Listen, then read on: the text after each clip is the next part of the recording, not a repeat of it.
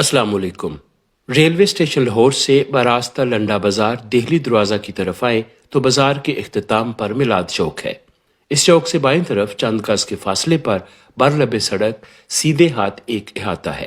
اس احاطے میں داخل ہوں تو آپ خود کو قدیم طرز تعمیر کی ایک انتہائی خوبصورت مسجد کے صحن میں پاتے ہیں۔ اسی وسیع صحن کے ایک کونے میں حضرت سید شاہ محمد غوث رحمۃ اللہ علیہ کا مزار ہے۔ آئیے آج ان کے مزار پر حاضری دیتے اور فاتحہ پڑھتے ہیں۔ حضرت سید شاہ محمد غوث قادری رحمۃ اللہ علیہ لاہور کے معروف بزرگ ہیں۔ آپ رحمۃ اللہ علیہ شاہ محمد غوث لاہوری کے نام سے بھی جانے جاتے ہیں۔ آپ رحمۃ اللہ علیہ کی ولادت 1084 یا 85 ہجری میں پشاور میں ہوئی۔ آپ کا سلسلہ نسب چند واسطوں سے حضرت سید عبد القادر جیلانی رحمۃ اللہ علیہ سے جا ملتا ہے۔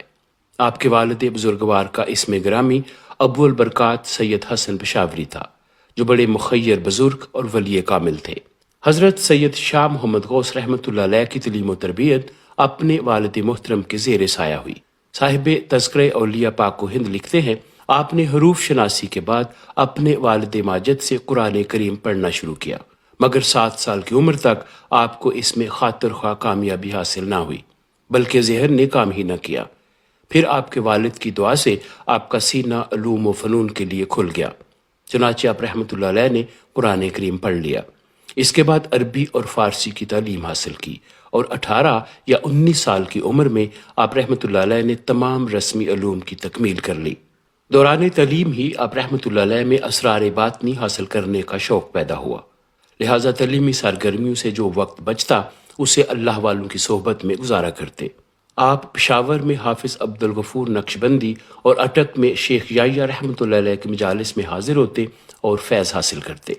جب آپ کی عمر 18 برس تھی تو آپ نے والد گرامی کی خدمت میں عرض کیا کہ اب حصول علم سے فارغ ہو چکا ہوں، راہ حقیقت کی طرف رہنمائی کیجیے۔ حضرت سید حسن قادری رحمۃ اللہ علیہ نے آپ کی اس درخواست کو قبول کرتے ہوئے سلسلہ قادریہ میں بیعت فرما کر ذکر الہی کی تلقین کی اور خلوت میں بٹھا دیا۔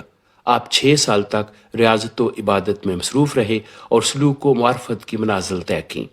اس کے بعد آپ رحمۃ اللہ علیہ کے والد محترم نے آپ کو خرقہ خلافت عطا فرمایا اور طالبان حق کو راہ راست پر چلانے کی ہدایت کی۔ آپ کے مرشد اور والد محترم نے آپ کو یہ ہدایت بھی کی کہ اپنے بعد خرقہ خلافت اس شخص کو دو جسے اس کا اہل پاؤ، ذکر و فکر کی تلقین کرتے رہو اور اس تلقین میں حتی الامکان کمی یا زیادتی نہ کرو، اور پوشیدہ طور پر بھی اور ظاہری طور پر بھی تقوی اختیار کرو۔ والد بزرگوار کے انتقال کے بعد حضرت شاہ محمد غوث رحمۃ اللہ علیہ نے رخت سفر باندھا، افغانستان اور ہندوستان کے مختلف شہروں کی سیاحت کی اور کئی اکابر صوفیہ اور مشائخ سے ملاقات کی۔ سیاحت کے دوران آپ رحمۃ اللہ علیہ نے متعدد اولیاء کے مزارات پر حاضری دی اور بعض پر چلہ کشی بھی کی۔ سیر و سیاحت کے بعد آپ رحمۃ اللہ علیہ نے لاہور میں قیام پسند فرمایا۔ جب آپ لاہور تشریف لائے تو سب سے پہلے حضرت میاں میر سرکار کے مزار پر حاضری دی اور کچھ دیر مزار کے پاس قیام بھی کیا۔ آپ نے لاہور میں ایک بزرگ جان محمد سہروردی سے بھی ملاقات کی۔ جان محمد سہروردی رحمۃ اللہ علیہ حضرت محمد اسماعیل المعروف میاں وڈا رحمۃ اللہ علیہ کے خلیفہ تھے۔ حضرت شاہ محمد غوث رحمۃ اللہ علیہ شیخ جان محمد کو اپنا ہمدرد اور دوست کے ناموں سے یاد کرتے تھے۔ آپ کی زندگی کا مقصد ترویج علم دین اور تبلیغ اسلام تھا۔ آپ نے عمر عزیز کا بڑا حصہ اسی فرض کی ادائیگی میں گزارا۔ جب آپ لاہور میں مقیم ہوئے تو آپ رحمۃ اللہ علیہ نے باقاعدہ سلسلہ تدریس شروع کر دیا۔ آپ کی درسگاہ میں کئی علماء مختلف مضامین پڑھاتے تھے، لیکن قرآن اور حدیث کا درس آپ رحمۃ اللہ علیہ خود دیا کرتے تھے۔ آپ کے درس سے بڑے بڑے علماء و مشائخ کے بچے بھی مستفید ہوتے تھے۔ حدیث کا درس اتنا وسیع تھا کہ پنجاب کے علاوہ سرحد اور افغانستان کے طلباء بھی آ کر شامل ہوتے۔ طالب علموں کی رہائش اور طعام کا بندوبست بھی آپ خود فرمایا کرتے تھے۔ آپ رحمۃ اللہ علیہ کے علم و فقر کی شہرت اتنی عام ہوئی کہ ہر ایک کی زبان پر آپ کی دینی خدمات، درس اور لنگر کا تذکرہ ہوتا تھا۔ کثیر تعداد میں لوگ آتے اور حسب حال امداد حاصل کر کے چلے جاتے۔ جو ہدیہ یا تحفہ آتا وہ آپ فقراء و مساکین، بیواؤں اور یتیموں پر صرف کر دیتے۔ تذکرہ علماء و مشائخ سرحد کے مطابق آپ رحمۃ اللہ علیہ نے کبھی کسی حکمران وقت یا امیر سے کوئی امداد قبول نہ کی۔ دربار دہلی کی طرف سے ایک بار آپ کی خدمت میں 1000 اشرفیاں پیش کی گئیں۔ آپ رحمۃ اللہ علیہ نے یہ فرماتے ہوئے واپس کر دیں کہ مستحق افراد میں ان کو بانٹ دو، مجھے ان کی ضرورت نہیں، یہ غریبوں اور مفلوق الحال لوگوں کا حق ہے۔ حضرت شاہ محمد غوث رحمۃ اللہ علیہ صاحب قلم زرگ تھے۔ آپ رحمۃ اللہ علیہ بلند پایا عالم دین ہونے کے ساتھ ساتھ صاحب تصانیف بھی ہیں۔ آپ نے متعدد کتب لکھی جن میں اسرار توحید، رسالہ، اصول حدیث، شرح غوثیہ جو بخاری شریف کی شرح ہے، ترجمہ قرآن، شرح قصیدہ غوثیہ اور رسالہ غوثیہ قابل ذکر ہیں۔ آپ رحمۃ اللہ علیہ کے 4 صاحبزادے تھے جن کے نام سید میر محمد عابد شاہ، سید میر شاکر شاہ، میر سید شاہ میر اور میر باقر شاہ ہیں۔ یہ چاروں آپ کے مرید اور خلیفہ بھی تھے۔ آپ رحمۃ اللہ علیہ کے سن وصال پر مورخین لاہور کی رائے میں اختلاف ہے۔ کنہیا لال نے تاریخ لاہور میں آپ رحمۃ اللہ علیہ کی وفات کا سال 1152 ہجری لکھا ہے، جبکہ نور احمد چشتی اور مفتی غلام سرور لاہوری کے مطابق آپ کا وصال 1177 ہجری میں ہوا۔ آپ کا مزار لاہور میں سرکلر روڈ پر بیرون دہلی اور اکبری گیٹ واقع ہے۔